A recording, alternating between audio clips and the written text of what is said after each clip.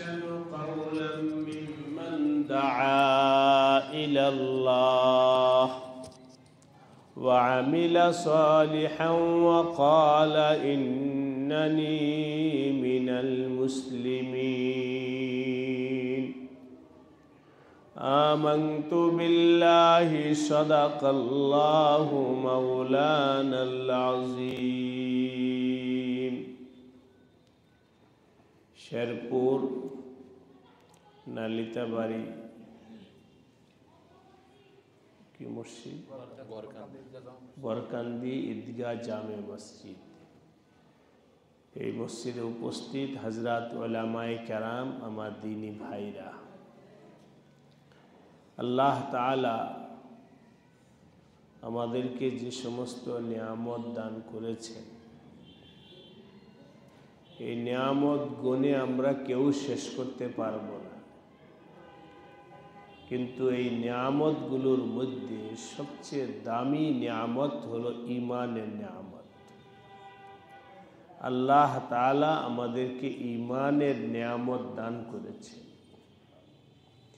এই ঈমানের নিয়ামত হাসিল করার জন্য সাহাবায়ে কেরাম অনেক কুরবানি করেছেন মুজাহাদা করতে হয়েছে মার খাইতে হয়েছে নিজের বাড়ি ছাড়তে হয়েছে নিজের দেশ ছাড়তে হয়েছে আমাদের এই ঈমানের জন্য কোনো মেহনত করতে হয় না বাবা মুসলমান জন্ম থেকে আমরা মুসলমান হয়ে গেছি বাবা মা ঈমানওয়ালা আল্লাহর ফজলে জন্ম থেকে আমরা ঈমানওয়ালা হয়ে গেছি এটা আল্লাহ তাআলার অনেক বড় নিয়ামত নবী আলাইহিস সালাতু ওয়াস সালাম বলেন মানুষ অনেক ধরনের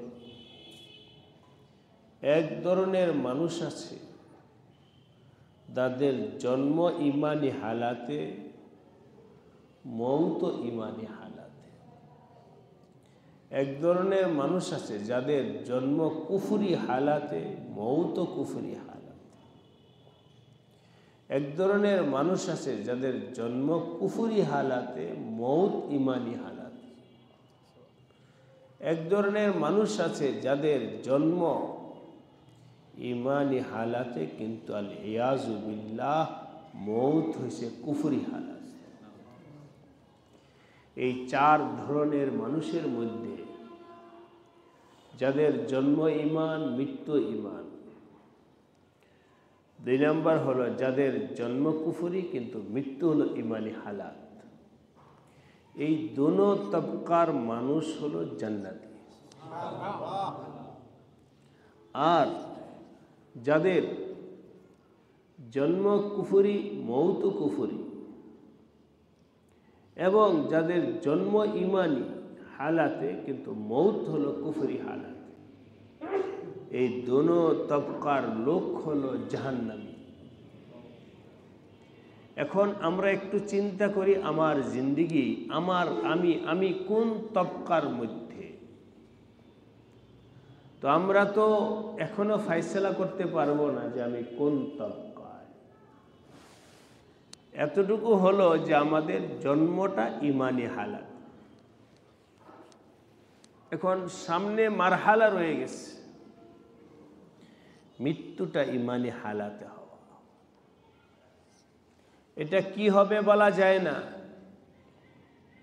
ঈমানি হালাতে হবে না কুফরি হালাতে হবে কেউ বলতে পারবো না কেউ ইতমিনান নয় সবাইকে এই বিষয়ে ভয় দিলের মধ্যে পায়দা করতে হবে আমি ঈমানদার এই জন্য ফখর বাহাদুরির বিষয় এখনো আসে নাই এটা ওই সময় আমি আপনি ফজিলতওয়ালা হব যদি আমাদের মৌতটা ঈমানি হালাতে হয় তখন আমরা কামিয়াবির পাল্লায় যাব তাছাড়া এখনো আমাদের খাতরা এবং ভয় আছে কি নাই সবার আছে কেউ এ ব্যাপারে ইতমিনান কথা বলতে পারবে না সবার এখনো ভয় আছে বাকি অন্য এক হাদিসে আসছে, এটা তো এক হাদিস শুনেলাম আপনাদের, অন্য এক হাদিস আসছে, তোমাদের জিন্দিগি যদি ইমানি হালাতে চালাও, আশা করা যায় তোমাদের মৌতের হালাতও ইমানি হালাতে হবে। আনতুম তুহশারুন কামা তামুতুন ওয়া আনতুম তামুতুনা কামা তাহইয়াউন আও কামা ক্বালা আলাইহিস সালাতু ওয়াস সালাম। তোমাদের হাসর ওই অবস্থায় হবে যেই অবস্থায় তোমাদের মৌত হবে, আর তোমাদের মৌত ওই অবস্থায় হবে যেই অবস্থায় তোমাদের জিন্দিগি হবে। এটা হলো স্বাভাবিক। অতএব আমাদের মৌত যেন ইমানি হালাতে হয়, আল্লাহ আমাদের সবাইকে তৌফিক দান করেন। এভাবেই আপনাদেরকে একটা কথা বলছি, কেউ মনে কষ্ট নেবেন না। ঈমান এবং জান্নাত কারো ঠিকাদারি নয় যে আমি আলেম অতএব আমি তো জান্নাতি হবই।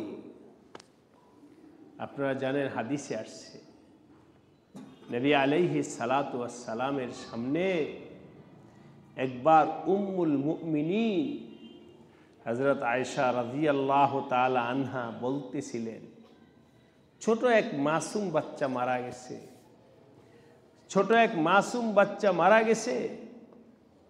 উম্মুল মুমিনিন বলতেছিলেন, এই বাচ্চা তো জান্নাতের পাখি হয়ে গড়বে, এই বাচ্চা তো জান্নাতের পাখি হয়ে গড়বে। নবী আলাইহিস সালাম হযরত আয়েশাকে বললেন, আয়েশা, ভবিষ্যৎ এর ব্যাপারে কারো ব্যাপারেই আমরা তো মোটামুটিভাবে কমবেশ জানি, ছোট বাচ্চা, ছোট মাসুম বাচ্চা মারা গেলে জান্নাত যাবে, এটা তো মুবাশশারাত আছেই। কিন্তু নবী আলাইহিস সালাম ইসলাহ করলেন, কারো ব্যাপারে নিশ্চিত বইল না। মৃত্যুর পরে কি হবে কারো ব্যাপারে নিশ্চিত বইল না। জান্নাতি না জাহান্নামী আল্লাহ পাক ভালো জানে, কারো ব্যাপারে নিশ্চিত বইল না। সুতরাং এক মাসুম বাচ্চার ব্যাপারে যদি নিশ্চিত কিছু বলতে না পারা যায়, আমি আপনি কিভাবে নিজের দিল মন অথবা মুখে বলতে পারি যে আমাদের তো জান্নাত হবেই? জান্নাত কারো ঠিকানা। জান্নাতের জন্যে মেহনত করতে হবে, মুজাহাদা করতে হবে, চেষ্টা করতে হবে, ডরতে হবে, ভয় নিয়ে চলতে হবে। কি হবে কি হবে কি হবে কি হবে। আমার শায়েখ ছিলেন হযরত আসাদ মাদানী রহমতুল্লাহ আলাই। হযরতকে বার্ধক্য বয়সে দেখেছি, কেউ কিছু বললেই বলতেন, ভাই দোয়া করো খাতেমা বিল খায়ের हो, ये सब बेकार हो जाएगा যদি খাতেমা বিল খায়ের না হয়, মানে ইমানি মৌত যদি না হয়। তাহলে ধরেন আমি কি করছি, 10টা মাদ্রাসা করছি, 5টা মসজিদ বানাইছি, এই করছি, ওয়াজ করছি, নসিহত করছি, ছাত্র বানাইছি, বহুত কিছু করছি, আল্লাহ না করুক যদি আমার মৌত ইমানি হালাতে না হয়, তাহলে সব বেকার, সব বেকার। এই ভয়টা আমাদের দিলের মধ্যে ঢুকাইতে হবে।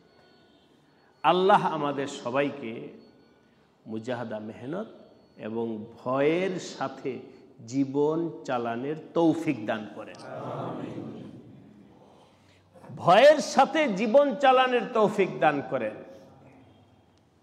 বুখারী শরীফের হাদিসে আসছে, লা ইয়াখাফুহু ইল্লা মুমিন ওয়া লা ইয়ামানুহু ইল্লা মুনাফিক। ঈমান সম্পর্কে কোনো ভয় নাই, এটা হলো মুনাফিকের আলামত। ঈমান সম্পর্কে কোনো ভয় নাই, এটা হলো মুনাফিকের আলামত। আর ঈমান সম্পর্কে ভয় করতে থাকা, পাতা নেই কিয়া হো কিয়া হো কিয়া হো, এই ভয়, এটা হলো মুমিনের আলামত। আবার বলি কি কথাটা, লা ইয়াখাফুহু ইল্লা মুমিনুন ওয়া লা ইয়ামানুহু ইল্লা মুনাফিক। ইমান সম্পর্কে ইতমিনান থাকা এটা হলো মুনাফিকের আলাম, আর ইমান সম্পর্কে ভয় পাইতে থাকা এটা হলো ইমানদারির আলাম। আল্লাহ আমাদের সবাইকে মুজাহাদা মেহনত এবং ইমানদারির উপরে ভয়ে চলার তৌফিক দান করে। 2-3 নম্বর হলো কোরআনে কারীমের আয়াত, রব্বানা লা তুজিগ কুলুবানা, রব্বানা লা তুজিগ কুলুবানা বা'দা ইজ হাদাইতানা ওয়া হাব লানা মিন লাদুনকা রাহমা ইন্নাকা আনতাল ওয়াহ্হাব। আয়াতের ওজিফা পড়তে থাকা, হে আল্লাহ তুমি ঈমান দিয়েছো, তুমি হেদায়েত দিছো, তুমি দ্বীনের সাথে লাগান তৈয়ার করছো, তুমি সব কিছু করেছো, আমার কোনো ক্ষমতায় হয় নাই, আমার কোনো কৃতিত্বে হয় নাই, আমার কোনো বাহাদুরিতে হয় নাই, যা হয়েছে সব তোমার ইহসান, তোমার দয়া, তোমার ফজলের দ্বারা হয়েছে। হে আল্লাহ আমার কোনো বেয়াদবি, আমার কোনো নকল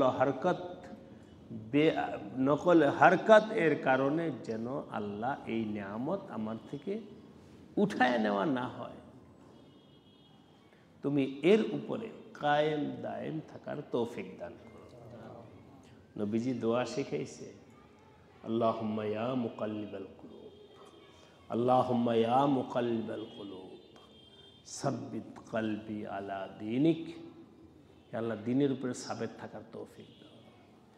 1 বার 2 বার 3 বার নবীজি এই দোয়া পড়ার পর সাহাবী জিজ্ঞাসা করেন, ইয়া রাসূলুল্লাহ, হাদিসের আলোচনাটা আমি বিস্তারিত আর গেলাম না, নবীজিকে জিজ্ঞাসা, ইয়া রাসূলুল্লাহ আপনি কি আমাদের ব্যাপারে ভয় করতেছেন যে আমরা ঈমানওয়ালা হয়েছি, না জানি আবার ঈমান হারা হয়ে যায়, আমাদের ব্যাপারে কি আপনার এরকম আশঙ্কা হচ্ছে? নবীজি বললেন, শোনো, ইন্নাল কুলুব বাইনা ইসবাআইনি মিন আসাবিইর রহমান। মানুষের কলব আল্লাহ পাকের কুদরতি 2 আঙ্গুলের মাঝে যখন তখন। কলব তো স্থির জিনিস না, কলব স্থির জিনিস না। যেমন দেখেন চোখ, আপনার আমার চোখ এটা স্থির না, নড়তেই থাকে নড়তেই থাকে। চোখ কিন্তু অটোমেটিক নড়তে থাকে, পানির উপরে চোখটা ভাসমান। চোখ যেমন নড়তে থাকে, মানুষের কলবও স্থির না। চিন্তা করে দেখবেন, কলবের মধ্যে এখন আসলো আল্লাহ মাফ করে দেন, আর গুনাহ করব না, এই করব না, সেই করব না, এখন খুব ভালো একটা হালাত কলবের মধ্যে আসছে, 10 মিনিট পরে 10 মিনিট পরে খারাপ একটা চিন্তা দিলের মধ্যে এমনভাবে চাইপা ধরছে, ওই খালি গুনাহের দিকে গুনাহের দিকে গুনাহের কথা আসে। আবার আল্লাহর ফজলে কিছুক্ষণ পরে ওই ভাবটা কাইটা যায়। এটাই বুঝাইতে চাইলাম যে কলব কখনো মানুষের কি হয় না, স্থির হয় না, কিন্তু স্থির করতে হবে। এটার জন্যই নবীজি বলেছেন, আল্লাহুম্মা ইয়া মুকাল্লিবাল কুলুব সাব্বিত কুলুবানা আলা দীনিক। এই সমস্ত দোয়াগুলো সবাই দিল লাগায়া মন লাগায়া পড়ার জন্যে চেষ্টা করি, চাই আমি আলেম হই, চাই আমি ইমাম হই, খতিব হই, মুহাদ্দিস হই, মুফতি হই, কুছ ভি হো, সবার জন্য এই সমস্ত দোয়া পড়াটা অত্যন্ত জরুরি।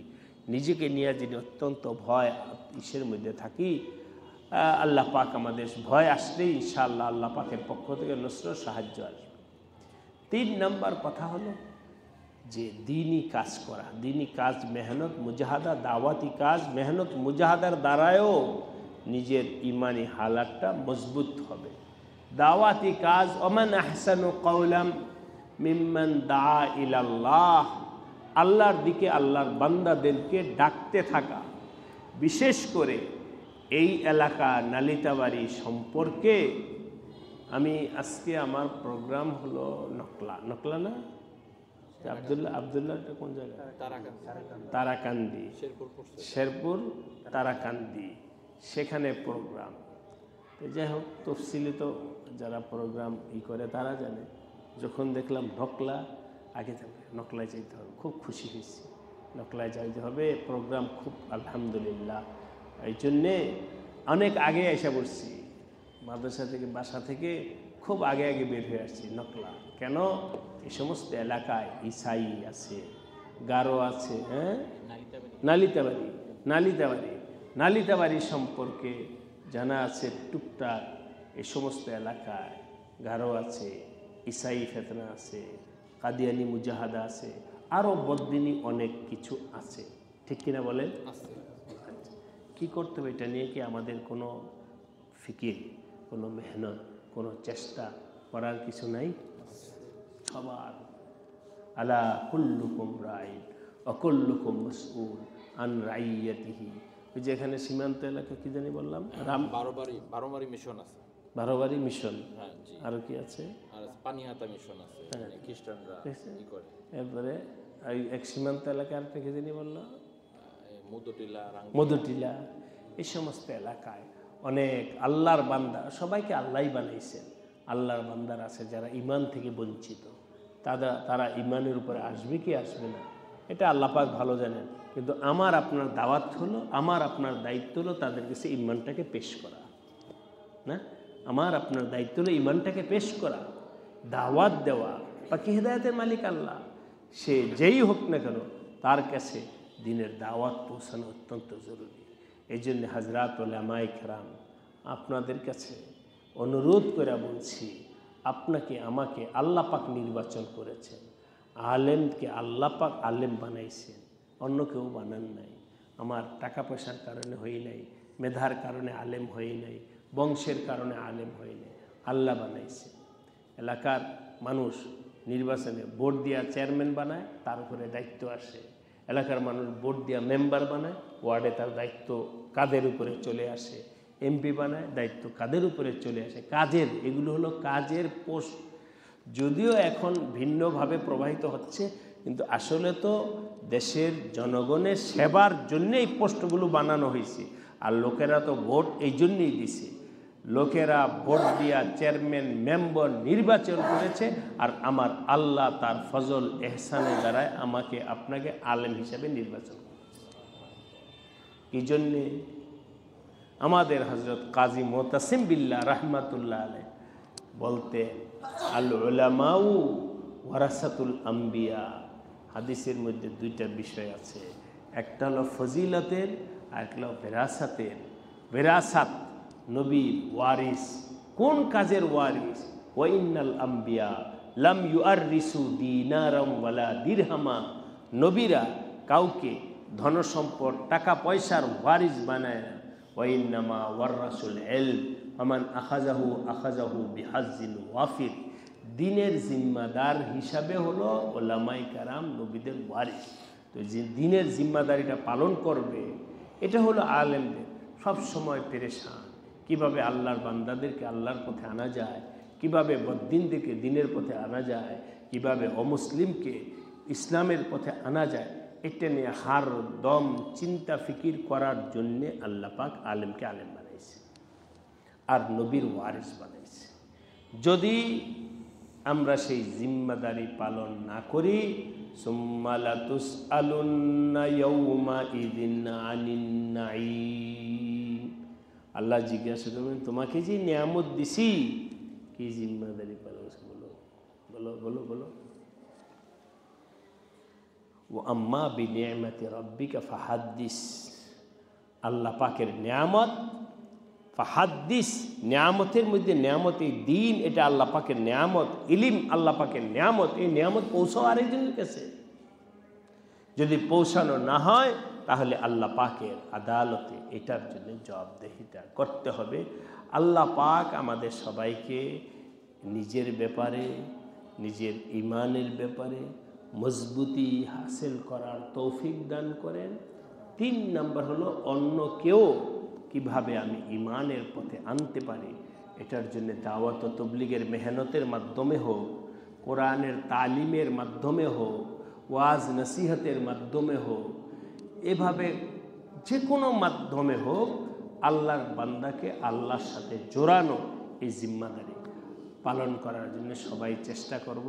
আল্লাহ পাক আমাদের সবাইকে এই কাজ গ্রহণ করে আগে বাড়ার তৌফিক দান করেন। আলহামদুলিল্লাহ, আপনারা এখানে হাজির হয়েছেন।